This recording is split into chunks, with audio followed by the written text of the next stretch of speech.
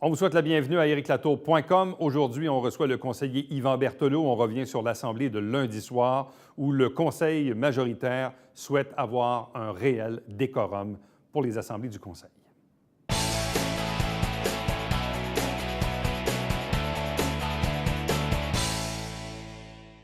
On parle beaucoup des élections au Québec, mais pendant ce temps, il y a toujours de la politique municipale au menu, surtout ici à Saint-Jean-sur-Richelieu, avec une année plutôt mouvementée depuis l'élection du nouveau conseil. Et comme on le fait traditionnellement ici à l'émission, à chaque année, on reçoit à tour de rôle les différents conseillers municipaux et le maire. On a commencé avec le maire en début de saison.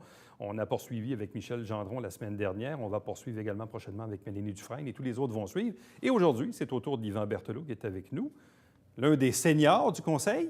Oui. Presque senior. On peut dire ça. Oui, si on veut. Mme Marcoux a plus Qui est la d'ancienneté doyenne. que moi. Qui est la doyenne. Tout à fait. Bon, on est presque un an après l'élection. L'élection d'un maire minoritaire, d'un parti majoritaire, mais d'un groupe d'élus. Il y avait des indépendants. Il y a eu une situation qui a évolué au fil du temps. Et là, intervention également de la Commission municipale du Québec. Et là, vous arrivez, certains appellent ça le groupe des neuf. Moi, je préfère appeler ça le conseil majoritaire parce qu'encore là, il va peut-être y avoir des trucs sur lesquels les neuf ne seront peut-être pas toujours d'accord nécessairement. Là, on arrive avec le fameux projet de règlement 1699 qui a fait l'objet de débats lundi soir dernier à l'Assemblée. Extraordinaire parce que la précédente, en fait, elle n'a pas vraiment eu lieu.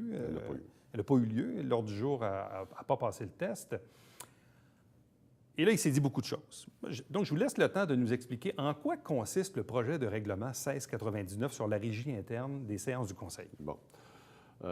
Premièrement, il faut dire que si on en est venu là, c'est parce que tout le monde constate que la situation au conseil municipal est insoutenable.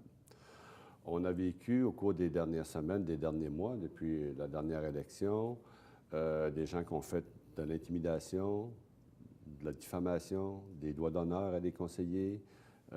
Donc, il fallait revoir notre document, justement notre politique de régie interne.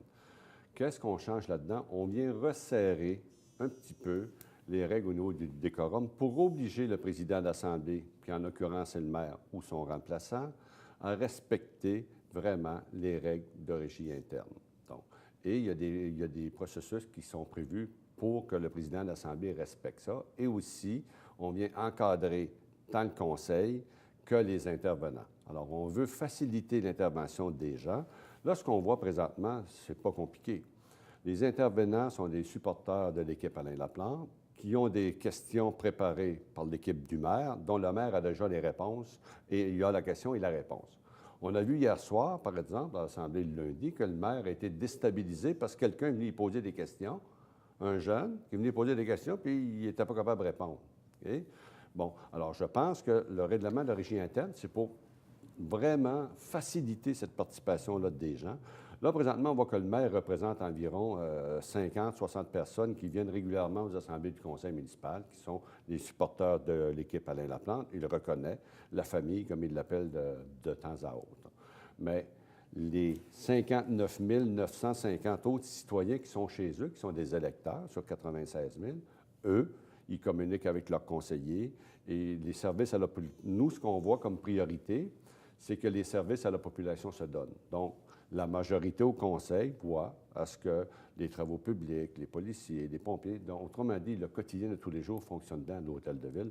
Sinon, lorsqu'on voit ce qui se passe dans l'Assemblée du conseil, si partout dans la ville ça fonctionnait comme ça serait insoutenable pour personne. Bon. Là, par contre, les gens ici sont habitués depuis plusieurs années à ce qu'il y ait 2 assemblées par mois, à ce qu'il y ait 2 périodes de questions, l'une au début et l'une à la fin. Ça fait plusieurs années que c'est comme ça.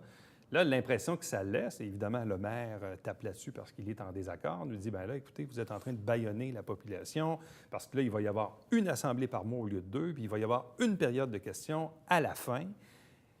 Est-ce qu'il n'a pas un peu raison en disant qu'on vient de réduire le temps de parole des citoyens? Écoutez, une assemblée du conseil, là, dans le rôle d'un conseiller, c'est peu de choses. Le conseiller, tous les conseillers, on peut les atteindre 6 jours par semaine chez eux. Le téléphone est publié sur le site Internet de la Ville. L'Assemblée, c'est vraiment pour adopter les dossiers qui ont été préparés par le Conseil. Faire une Assemblée par mois, on s'est aligné sur la plupart des villes du Québec, puis je les ai énumérées hier, il y en avait plusieurs qui ont une assemblée par mois, c'est suffisant, et aussi sur des recommandations qu'on a eues du monde municipal. Donc, c'est clair qu'il fallait revoir ça. Et la période de questions qui était au début, on l'a vu, il y a peu de citoyens qui sont venus nous interpeller pour leurs problèmes.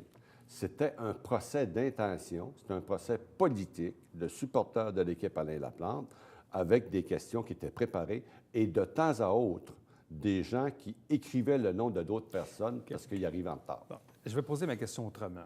Est-ce que, parce que selon les... disons que selon la prétention de la majorité du Conseil, le maire n'arrive pas, disons, à faire respecter le décorum que vous souhaitez. Il y a de ses supporters qui disent, bon, viennent poser des questions plantées.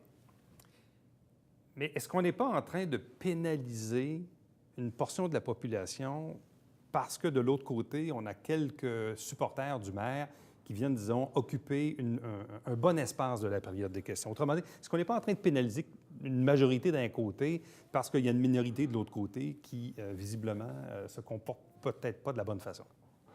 Je ne pense pas. Je pense qu'en permettant 1 heure de période de questions à chaque assemblée, puis s'il y a des assemblées extraordinaires, donc c'est vraiment le minimum, 1 assemblée par mois. Juste déjà en décembre, il va y avoir 2 assemblées sur le budget et tout ça. Je pense qu'on ne pénalisera pas les gens.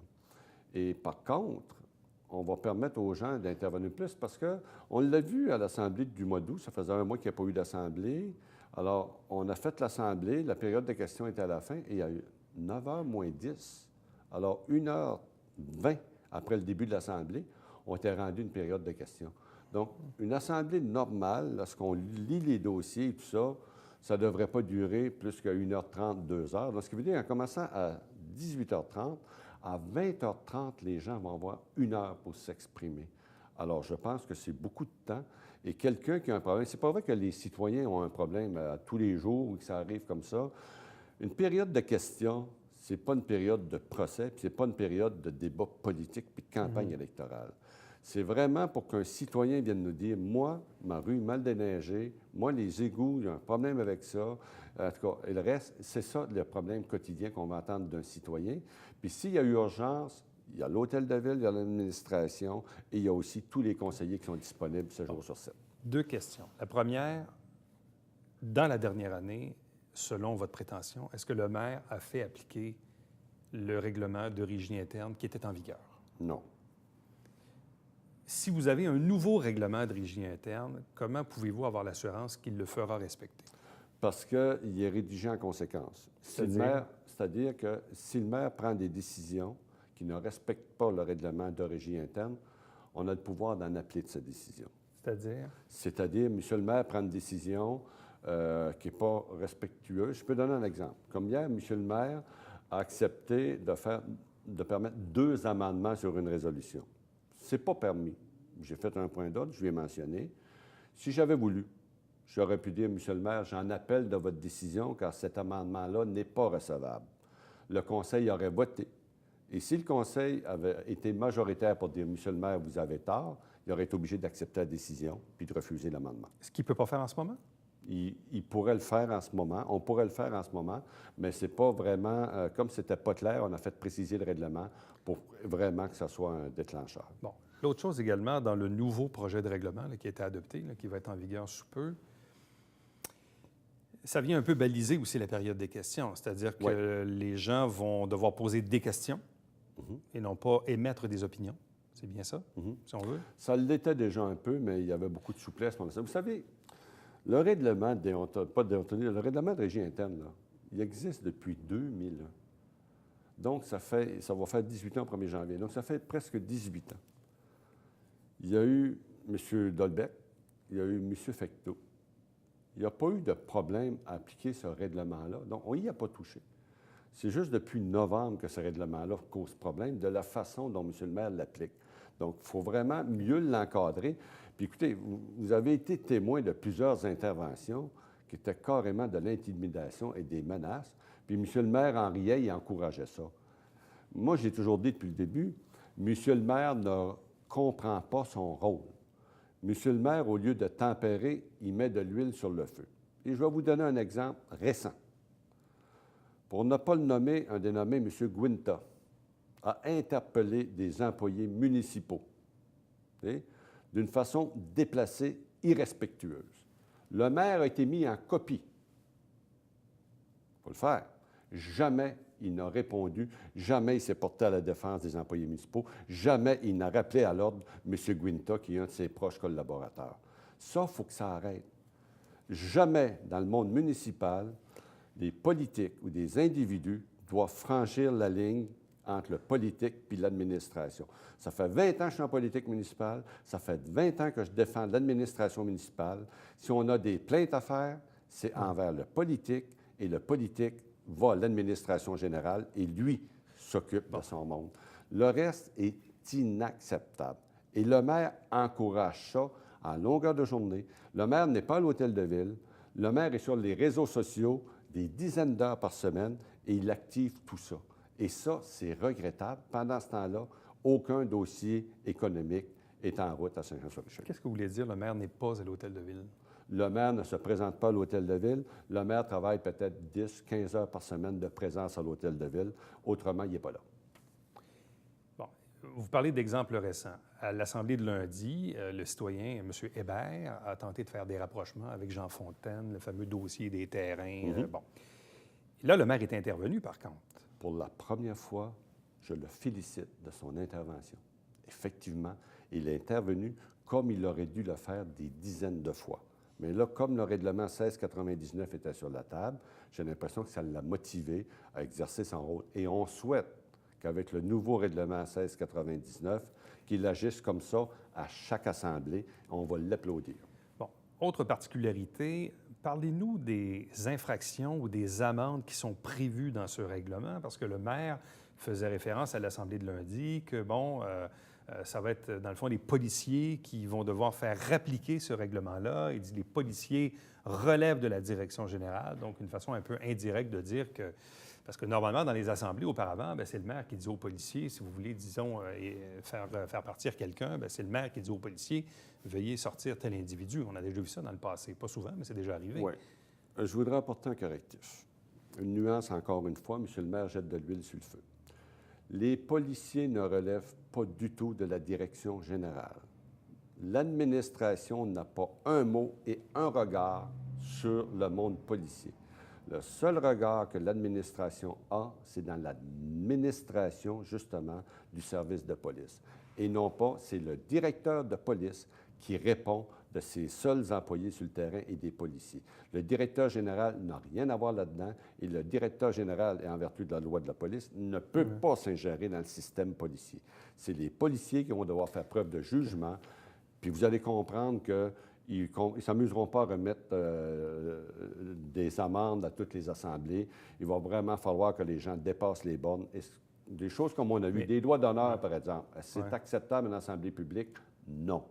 Là, je pense qu'un policier pourrait, en tout cas, on dit, monsieur, là, vraiment, c'est inacceptable. Mais à part de ça, je ne pense pas qu'on va en avoir... Mais l'actuel règlement de régie interne, est-ce qu'il prévoyait des infractions ou des applications par les policiers? Il prévoyait après avis, oui. Après avis, OK. Oui. Et là, dans le fond, c'est quoi la différence maintenant par rapport aux infractions, aux amendes là, qui sont prévues? Bien, la différence, c'est que ça va être, on peut dire, sur le fait. Donc, ce ne sera pas un avis, vous avise, 2 avis ou quelque chose comme ça. Le policier va pouvoir intervenir, il va falloir que ce soit un geste vraiment déplacé, qui n'a pas sa place. De quel type d'amende on parle et de quel type d'infraction? On parle de 100 $. Comme je vous dis tantôt, un droit d'honneur, une menace, par exemple, pourrait même avoir un rapport pour une plainte au criminel. On a vu des choses vraiment déplacées. Hier, on a vu un citoyen qui a menacé d'une certaine façon, qui a essayé de faire un lien avec M. Fontaine. M. Fontaine a mis les pendules à l'heure très vite et le maire a été intervenu. Et heureusement qu'il est intervenu parce que vraiment, ça dépassait les bornes. Bon, le maire a dit ici même en entrevue, en début de saison, qu'il apposerait son veto sur le projet de règlement. Par contre, lundi soir à l'Assemblée, il a dit que, en tout cas, il semblait plus nuancé sur la question. Il a dit qu'il n'avait jamais dit ça. Alors, c'est à vous de regarder le tape, puis on peut dire. Bon, généralement, il nous a habitués à apposer son veto, ce qu'il pourrait faire d'ici vendredi. Mais lundi prochain, vous avez déjà une assemblée de prévue. Donc, si parfois c'est le cas, vous allez devoir revoter à nouveau sur le 1699. Oui. Si le maire doit son veto, on ne votera pas sur le 1699, on va voter sur le veto. OK? Ouais. Ça fait quoi un veto? Un veto, ça suspend la décision du conseil municipal. Parce qu'un veto, on sait que le maire en prend, là, il en est rendu peut-être à 24, je ne sais pas trop. Là. Bon.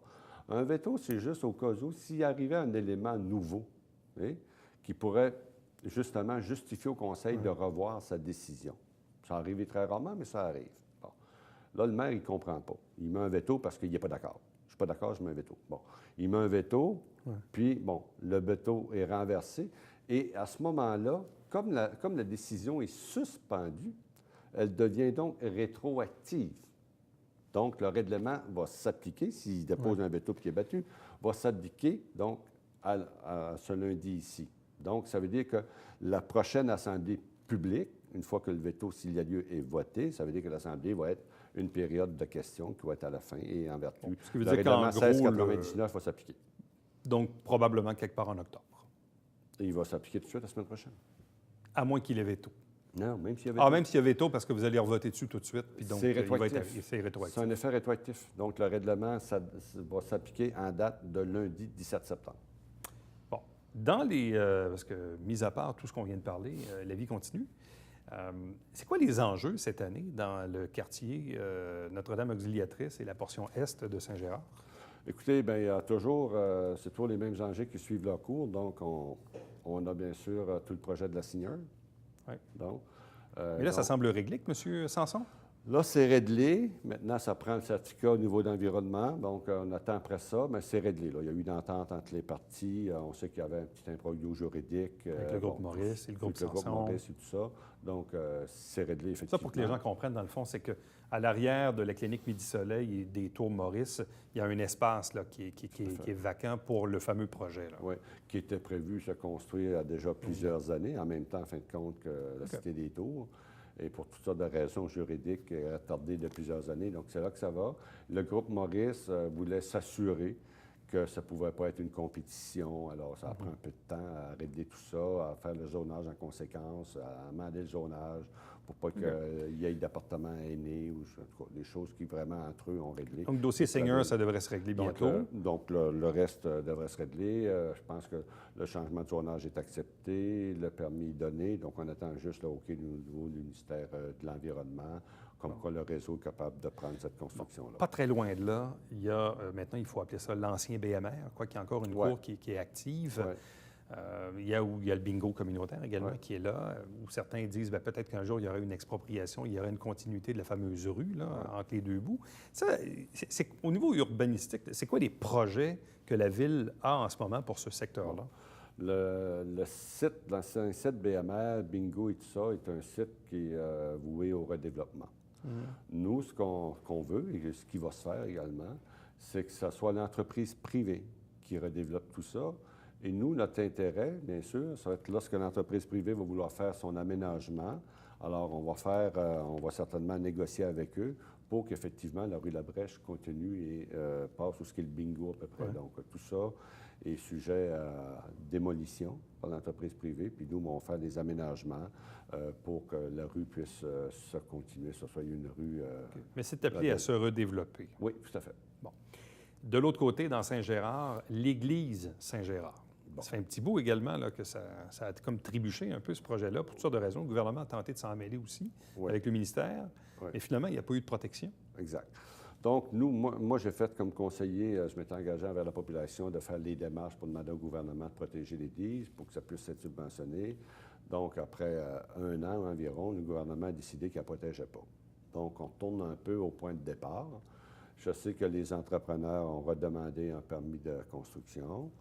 Ils vont présenter leur projet qui va passer au Conseil consultatif d'urbanisme.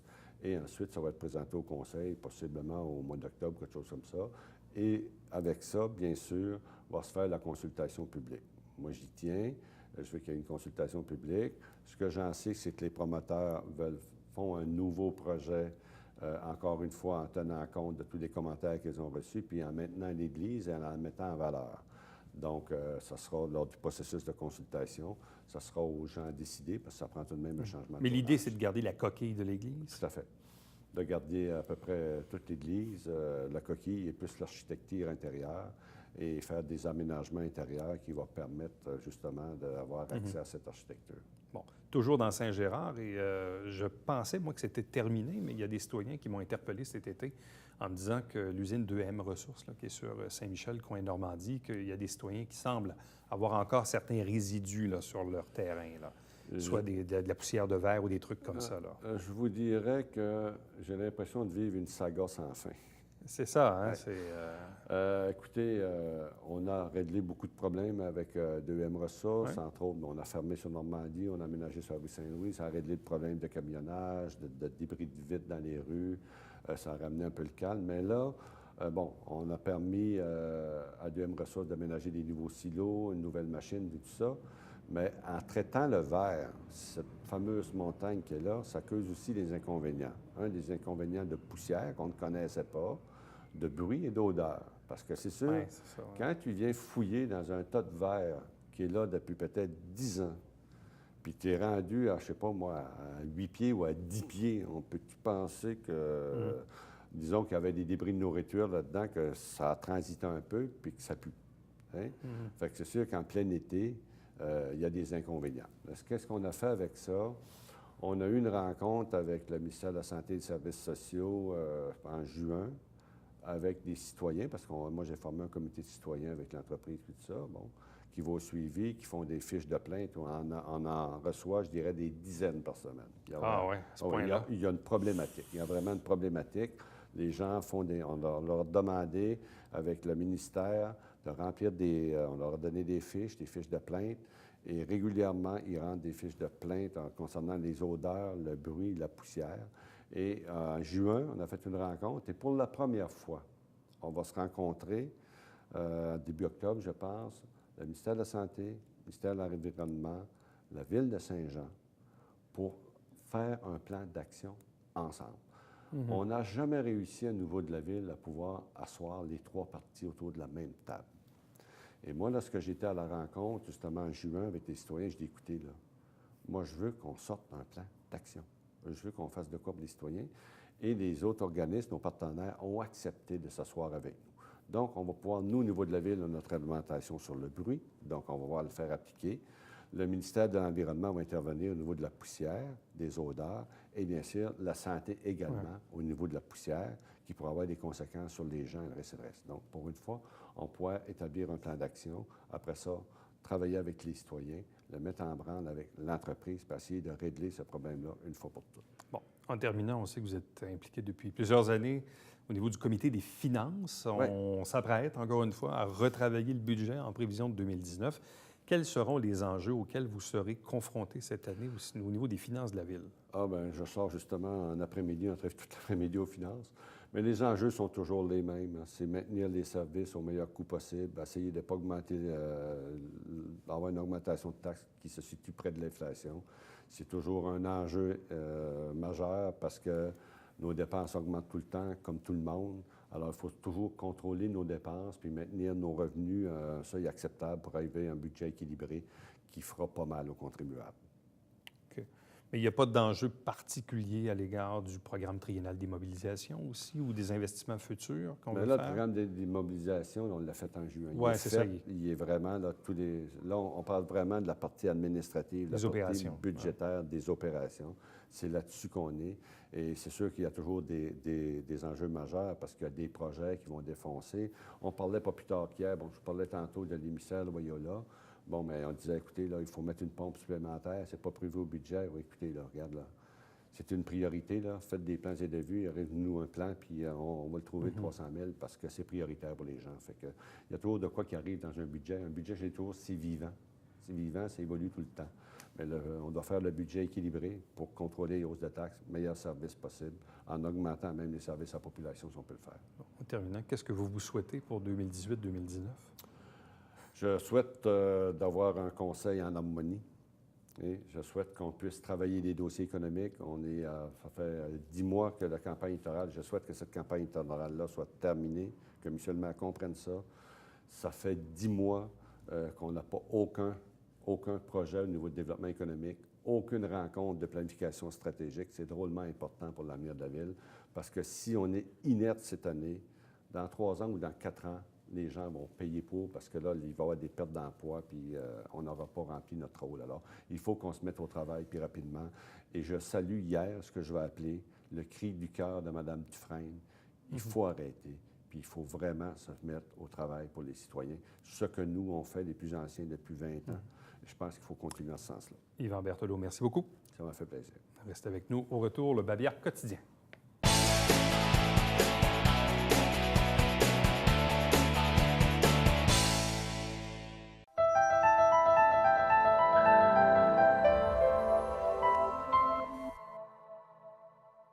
Mesdames et messieurs, bonjour et bienvenue à la Justice entre nous. Mon nom est Serge Lemaire.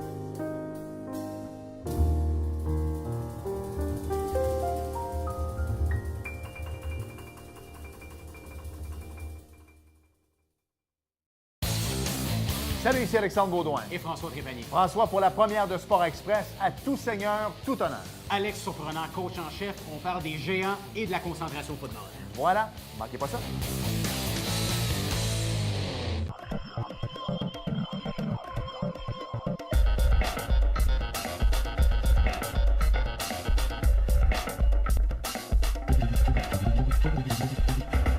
Mesdames et messieurs, bon matin et bienvenue à votre télébingo sur les ondes de télévision du Haut-Richelieu. Vous aimeriez jouer au bingo dans le confort de votre foyer? C'est possible. Tous les dimanches matins, 9h30, à la télévision du Haut-Richelieu, maintenant en haute définition au 609. C'est 4 000 $ en prix à chaque semaine. Pour vous procurer les livrets du télébingo, c'est facile.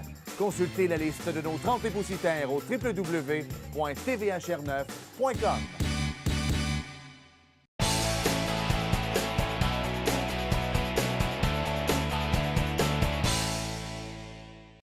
Bravo aux organisateurs du défi Je bouge au profit de la Fondation Richelieu-Rouville. 1800 participants et 78 000 $ qui seront utilisés pour de l'achat d'équipements.